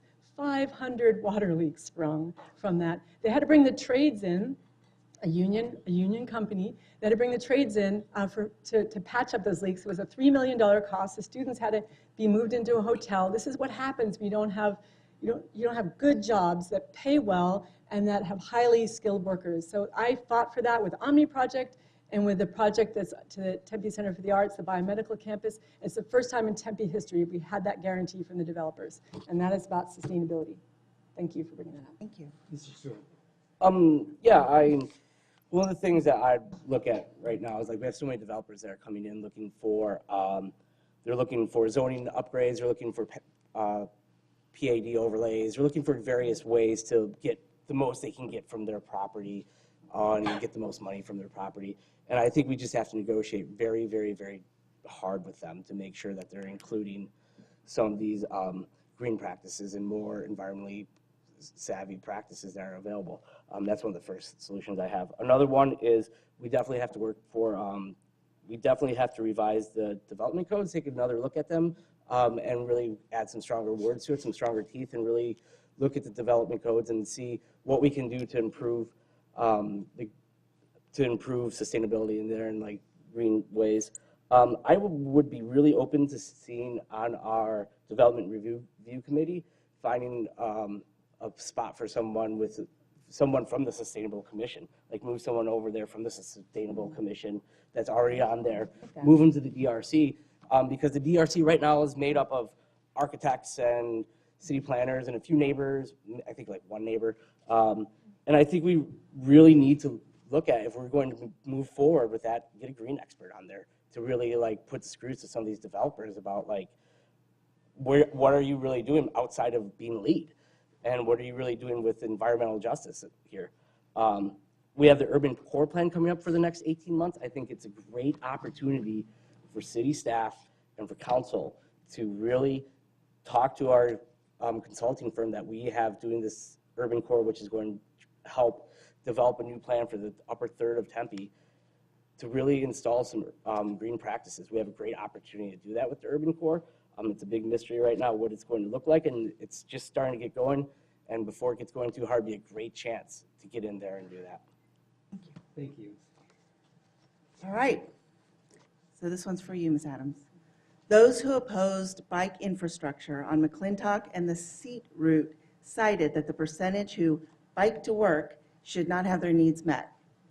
Other groups that are similar percentage in Tempe are the elderly, veterans, children under 5, people with disabilities. At what percentage or size does a group's need matter for city investments, and why? Well, I think the city investments need to really make sense. They need to pencil out in all ways. So the bike lane on McClintock, for example, the neighborhoods were not empowered in the decision on that process. It's part of a plan, the 2040 plan, but it wasn't something the neighbors were made aware of in advance. And I think that was a big problem with the bike lane. I'm supportive of bike lanes, but we need to make sure that we reach out to the neighborhoods and see what they want. Does it work for them? Is it safe? Many of those residents have felt like it's a lot more dangerous situation. They've seen the bicyclists almost get hit because people aren't paying attention. And it's also been a very expensive investment. It was $1.5 million to put the bike lane in, and then they determined that it hasn't been working very well. And it's going to be $3.5 million to add another lane back. So that doesn't sound like a good decision. So I think we need to maybe slow down when we make these decisions and make sure that we are very methodical about what do they need, how many bicyclists do ride that route, is it practical for that area of town. Where you have high density parts of town, the bicyclists make sense because it's high density, we have good bike routes, and a lot of people are using them. So the bike routes can be done. I think that was actually kind of poor planning on our part and poor implementation. So, but we can do it. We can make it work. But we need to really make sure we include the neighborhoods on the decision-making processes. Thank you. One voice matters. One person matters. So I took your question, whoever's question it was, to be, I guess, a little broader than the bike lanes. And I think that's something that I'd like to bring to the council, is just that everybody matters in Tempe, rich or poor, young or old. And so but part of it is, what does a voice mean? What does having a voice mean? And I think all of you that are here, it's wonderful. There are a lot of people who aren't here. There are a lot of people who don't necessarily feel they have a voice or can't use their voice. And so I think it's the role of a council member to go out in the community and listen to those who don't customarily have a voice and are underrepresented. And sometimes that means a handful of people only who might bring forward an issue that the council was unaware of. So that's really at the heart of why I'm running, that it doesn't necessarily need to be a certain percentage to matter. Each of us matter. But also, data matters. Data, facts. So I think when you're making policy change that affects thousands and thousands of people, you have to look at data. So one voice can bring forward an issue, and then the council has the responsibility to analyze the data and determine what the best way forward is. And that obviously should include a long process of community input. But I'd really like to see the council going into the community and talking to people that they don't normally hear from. That's really important to me. Thank you. So one quick correction, the repaving project in McClintock, it was 3 lanes and went to all 2 lanes. It was not in the millions of dollars it cost. It was $160,000. It was done as part of a repaving project, so just wanted to correct the record there. Fundamentally, bike lanes are about public safety, because if every pedestrian and every driver and every bike rider is not safe on the roads, then no one is safe. And that's why we've adopted, the city of Tempe, first in Arizona, to adopt Vision Zero. And we're saying we want no more deaths from on the bike, in your car, or walking. And we're committed to this. We have incredibly great professional staff. Julian Dressang is our traffic engineer. And they designed the bike lanes, and we did kind of a poor man's bike lane, let's be real. We could have made safer bike lanes with bike tracks. In hindsight, that was probably a mistake, but I lay that on council, not on our staff. And I know our Transportation Commission was incredibly supportive of the bike lanes. Even with all the brouhaha, they said, status quo, don't change. Don't spend $3 million to add, we're adding a lane back in sections, not everywhere. We're actually adding the lane back where there is less of a slowdown in traffic, where there was a higher where there was more slowdown in traffic, we're not putting the lanes back. There wasn't nearly as much opposition, so it was very interesting in that way. But we can never do enough education, and that's why Genevieve Vega and I had the first ever bike canvas last week, and we didn't just take around our materials and our literature. We took bike education pamphlets to educate people, because bikers need to be educated, especially early school age kids and high school kids. ASU students need to be educated in the rules of the road, and so do drivers, because often drivers, they'll see a bike coming on the opposite side of the road in a sidewalk, and that's how we have so many accidents and fatalities. It's really important to know that McClintock bike lanes are a safety feature, and my solemn pledge and responsibility is to keep Tempe safe for everyone. Thank you. Yeah, wow. The emotionalism from like Sarah and Lauren right there just really got me choked up for a second here, because I have some connections to McClintock, and if you want to talk to me about that later, I can talk to you about it personally. So a few days ago, it was discovered, unfortunately, that there is in the news something about the Strava heat map leak, which kind of got our military kind of in some trouble, little concerns about privacy and security. You might want to look it up. But first thing I did when I heard about it was, I'm going to look up the Strava heat map to see like what's going on. And one of the things you can, like, for those that don't know, Strava is a fitness device, much like the Fitbit I wear, that tracks what you do. You run, you jump, you walk, or try to lose weight. I went right to the Strava heat map to see what the controversy is about, and looked up biking. And just out of curiosity, you can see who's biking the most everywhere. And I was amazed. I went over to the McClintock, is the first place I went, to see how bright and bike activity it is on McClintock compared to the surrounding areas. I took a screenshot of it. I sent it to my wife, and I'm just like, look at this. I mean, everyone says there's no one on McClintock ever biking and stuff, but look at this heat map. It's amazing, and it's one of those things that I never like really thought about. So, I mean, with that being said, obviously it is being used by, I do agree that there has to be input on all this, but, you know, I mean, it's all about what was mentioned about education with drivers and bicyclists. More education, we can be safer. I had a brief meeting with some bicycle activists a few days ago and stuff, and I'm hoping to see Mitchell Park Neighborhood Association being one of the first neighborhoods to offer some sort of biking and driving class tied together, and I'm hoping that will move forward and be a good pilot program and see where we can go throughout the city with that. And I thank them for even approaching me. Thank you, Mr. Stewart. Oh, sorry. Ms. Vega. Yes, thank you. I think we can say up front that there's no such thing as too much communication and education. So again, I think this is educating cyclists, pedestrians, motorists, and it does come down to safety, and there is a cost factor there. I believe, and someone can check my math, I believe about 6% of Tempe is bikes on a regular basis, but it's only about 1% of our infrastructure. 4% and 1.6% of our infrastructure. Yeah, so less than the percentage who use the bike, who are avid cyclists. That percentage is being spent on that community. So I think there's a case to be made that we need bicycle infrastructure, and there's a worthwhile cause there. That Vision Zero and the design of the McClintock bike lanes, I personally would have loved to see them be the green bike lanes too. I think those are more visible and easy to understand. But buffered bike lanes are safer for cars and cyclists as well. And I think there's another number out there that mid-block crashes have decreased almost 30% when you have a consistent 2 lanes going down McClintock.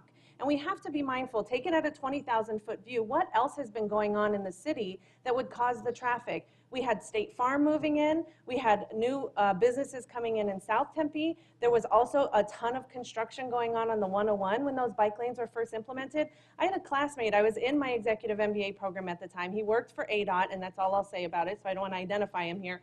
But he came into class laughing, and he was like, oh my gosh, I heard about all this traffic and everyone's upset about the bike lanes on McClintock. And he was like, and we've got all these construction projects going on the 101. And so everybody's taking the arterial roads to get to where they need to go. So I think it's a more holistic picture that we need to look at. Sometimes we need to take a step back, a step up, and look at kind of the whole picture instead of zeroing in on, you know, maybe one cause that we think might be it, and just be mindful of that.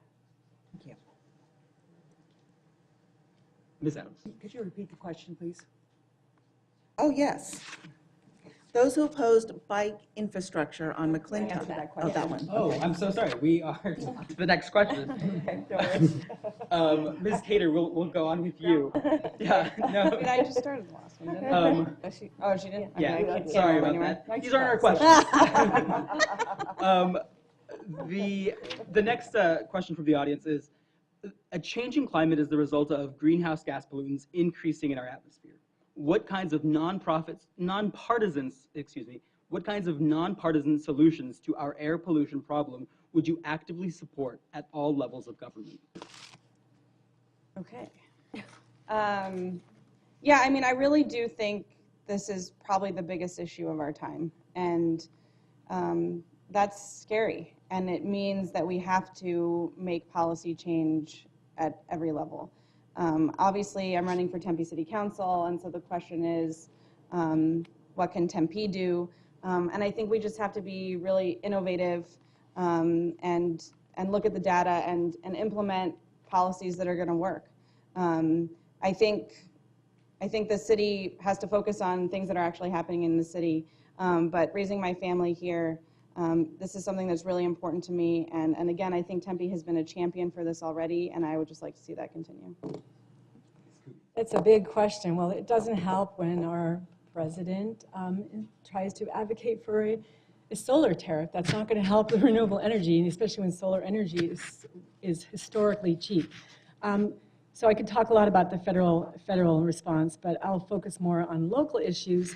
We need to have a climate action plan, and we've signed on to the Mayor's Covenant, and we have pledged that we'll do a climate action plan. Part of that was doing a greenhouse gas inventory of our community and our city, and we've done that with ASU, with ASU's help with students from the School of Sustainability. And we're going to be involving all of our citizens in a discussion about our climate action plan, what that will mean. One of the things we need to do is we need to electrify our fleet of vehicles that we have for the city, but also encourage electric cars. We can do that by installing new car charging stations. SRP now is a $500 rebate on a port for commercial purposes, not home use, but we need to electrify our fleet. And that's just one part of it. We need to get rid of our food deserts and encourage more sustainable food systems. That's what Sing Meadows is about. That's what the community gardens that are being built, Friendship Village and Evergreen Park. It's about creating a more sustainable food system. It's about recognizing that there's a nexus between energy and water and working innovative ways. Like one way we can do that is with developers. We can say, if you're going to use more water, we want you to help fund a nonprofit and help them become more energy efficient, water efficient. That's happening in San Francisco and other cities around the country, and we can do that as well. So there's a whole host of things, and I'm really excited to know that the citizens are going to be participating in this discussion about what should Tempe's climate action plan be, because I am sorry, all of you students out there, I am from the generation that created this mess, and I want to continue to be part of the generation that will help us get out of this mess. Mr. Stewart. Yeah, right now we're looking at, I think it's either 2040 or 2050 that Phoenix could very well be inhabitable if we don't make some changes very quickly here. I think they were talking about 135-degree temperatures, the latest studies that were coming out. So obviously, it's going to be coming down to the cities and forming coalitions with cities. I would really like to see some valley-wide 501c4 formed to help us get some power at a state level and even possibly a state level or even possibly a federal level. It took 4 communities many years ago to form the Arizona Municipal Water Users Association.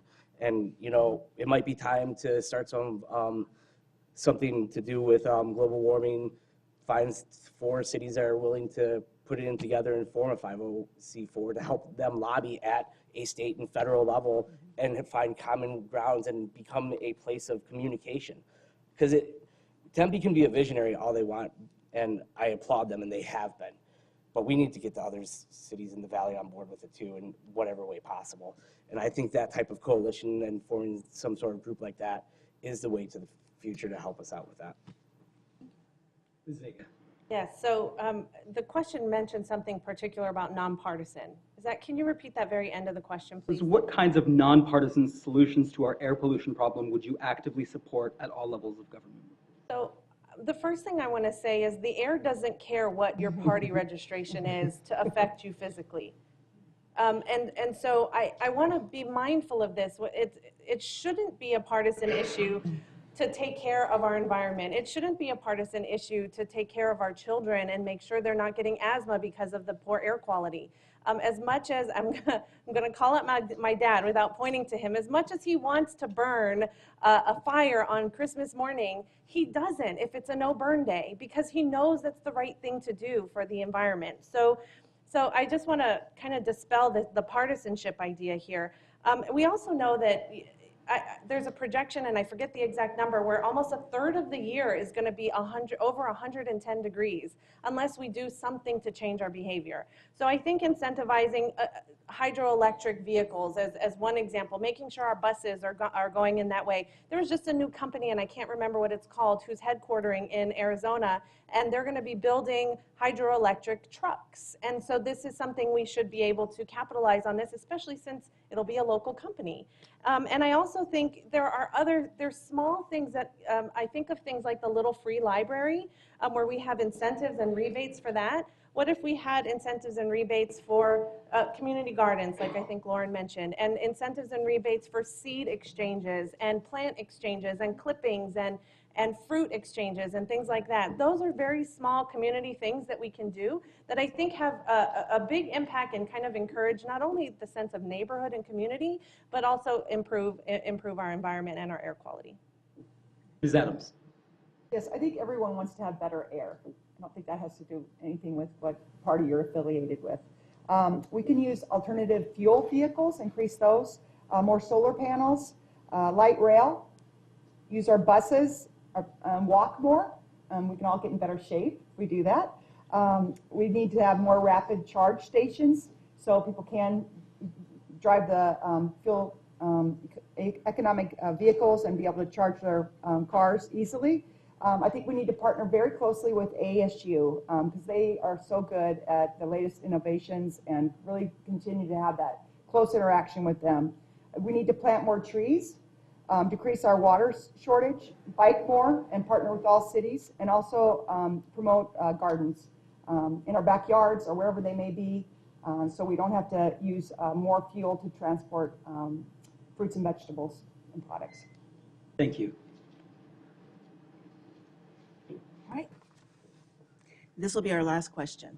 From the audience. From the audience. All right, I'm a student at the School of Sustainability. I'm glad many of you have brought up justice, as this is vital for a sustainable community. Local government is a great intervention point to champion issues of equity. With that, which initiatives are you most excited about that the city is doing or other cities are doing that promote a green, fair, and just society? Ms. Kuby, we'll begin with you. Well, I'd say our equal pay program, it's considered by the American Association of University Women to be the best program in the country. And I was presenting on it in New York and was approached by a New York council member to say, we need to see your ordinance because we need to learn from Tempe. And that was quite an honor. And I worked on that with Robin Arredondo Savage. It took us 2 years to do it. It wasn't easy because Robin said, slow down, girl, and let's go talk to some businesses. Let's beta test this. Let's see if there's any other ways we can get to this certification process. And we opened up that process, and fundamentally it was so much better because of it. I learned a real life lesson from Robin. And then the other, I think, equity issue that I'm really proud of is the free pre-K program. So we opened up 20 classrooms with 18 students, and this isn't just any old pre-K. This is high-quality pre-K with a child development, a graduate who has a degree in child development, and a teaching aide. And it's not just the pre-K, it's the before school care, and it's after school, and it's the entire summer. This is changing people's lives, and I know it is because I've met people at the door who tell me This one woman said, you know, my son, I always knew where he was every day. I would drop him off at a different place, but now I know he's not necessarily just watching television. He's reading, he's playing with other kids, and he'll be more ready for kindergarten because 2/3 of our kids are not ready for kindergarten. That's why we stepped in, because the state wasn't doing it. We decided we'd step in because fundamentally an investment in our kids is an investment in Tempe's future.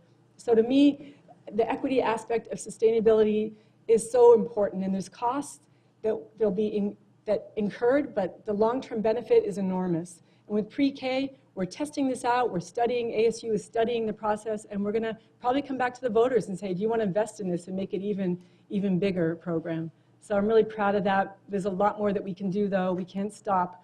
21% of our families are in poverty, and 31% of our kids live in poverty in Tempe. We only fund 1 of every 10 emergency rental rental requests, so we need to do better. Thank you.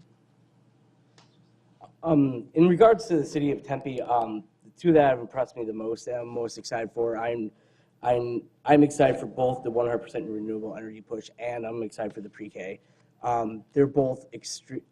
What impresses me about both of the programs, besides the benefits that could come, like as Lauren explained, all the benefits with the pre-K that we are going to have immediately and we're already seeing, and what we could have with the 100% renewable energy, is what excites me about it is it took guts, it took innovation, it took a lot of gall and saying we're going to do this. It's not wishy-washy, you know, and especially what the pre-K program ended up being. I mean, the original vision for it was way less than what City Council ended up passing, and that just takes all sorts of like applause, and it showed real guts, and I think that's exciting to see when City Council comes to the table and they say like we're going to take a stand and we're going to do something really important, and I'd really like to be a part of that and bring some other initiatives and say like, listen, this is what I believe in, and this is what's good, and this is what we all should believe in, and help everyone in the community and take a real stand, because right now there's too many ways where people aren't taking stands, or they're saying we can't do this because it's of this, it's too hard, or it's too scary, or, you know, and we need to stop hiding behind things, and that's why I really applaud these two programs, because they took a stand, and I'm really proud of Tempe for doing that. Thank you, Ms. Vega. Yes, I think Tempe has been incredibly generous when it comes to a lot of programs. And I would give kudos to Councilmember Cubie because she has spearheaded quite a lot of efforts, particularly related to sustainability. The ones I want to focus on are human service related in particular. Tempe is the most generous municipality in the Valley. It might be the state in how much we spend on human services. And that includes disability services, senior and at-risk youth services. It includes domestic violence survivors and the working poor. So Tempe has been incredibly generous in this area. I'm on the Tempe Community Council Board of Directors, and we actually, through an agency review process, which I encourage everybody in the audience and watching to volunteer at least once. You actually assess the nonprofits in Tempe, and the people who participate in agency review make recommendations to the council on how to spend their human services dollars. So this is a community-driven effort that was championed by Harry Mitchell, oh my gosh, 25, 30 years ago or more. And it's something that's right here, a part of Tempe, and I'm proud to be serving my second term on that board. We just had a retreat talking about the community needs and how we can not only incubate, support the programs that are in existence, but also where we need to make partnerships with, where we can delegate as well. But something I think I really want to see in the future, and this is a personal issue for me, is I would like to see special needs after school care for children in Tempe. My daughter was kicked out of multiple after school programs for undiagnosed special needs, and this is something I would like to see change and improve in Tempe. Thank you. I spent 14 years of in community services when I first started with the city of Tempe. I'm a licensed clinical social worker by training, so helping others is near and dear to my heart. And I think that we need to decrease our poverty rate in Tempe. It's really frightening how high it is, and we need to partner with businesses and the community to help with social justice issues. We also need to have very livable communities which help all, including the people with the disabilities, the elderly, the youth, and so they have access to light rail the buses, Orbit. So everyone has access to whatever needs they have, and that's how you promote a more inclusive environment for all in the city of Tempe. I would love to see a disability initiative. Some people touched on it a little bit already. If elected, I would love to champion it. We know, in fact, most people will experience disability at some point in their lives, whether it's temporary or permanent.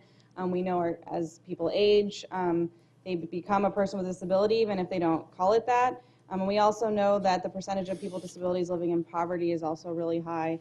And so Tempe has done a lot of great stuff related to accessibility, but I would like it to be, it's been a leader in so many areas, I would like it to be a leader on this too. I mentioned earlier universal design, and I think that really fits really nicely with sustainability.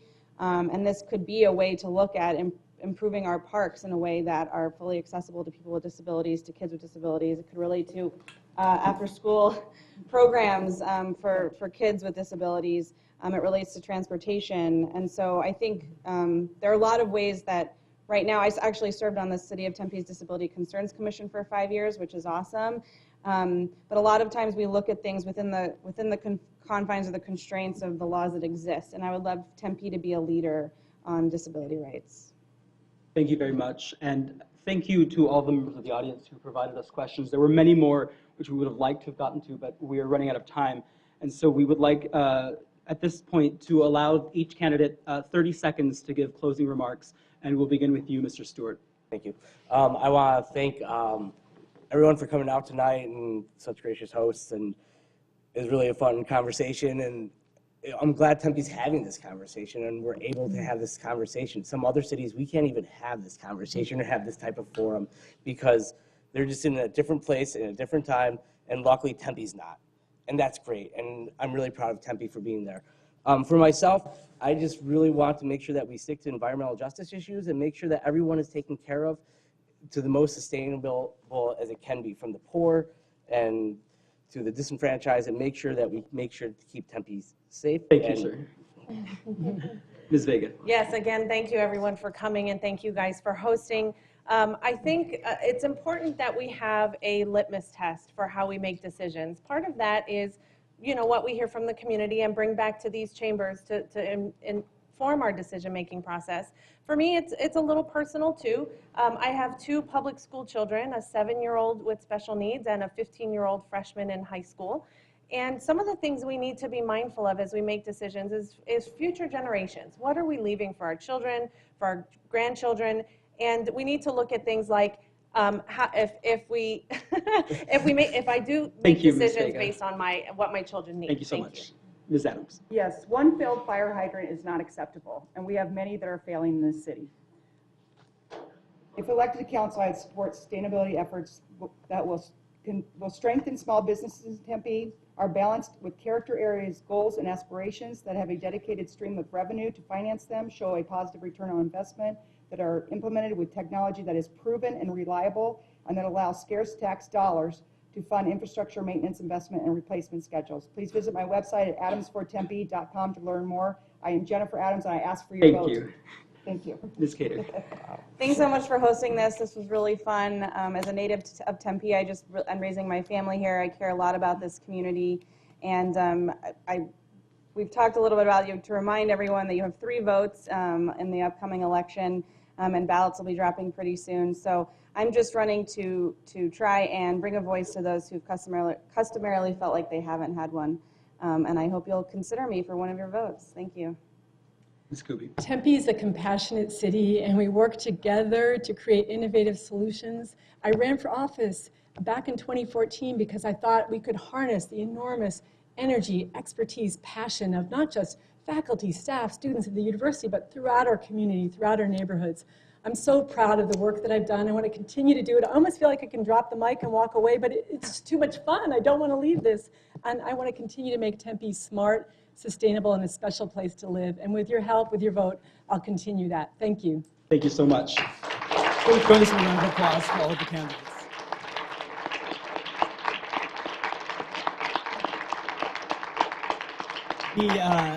The Arizona Sustainability Alliance would like to thank each of you for coming, for your questions. We would like to remind residents of Tempe that voter registration ends February 12th, and you must mail in your ballots by March 13th.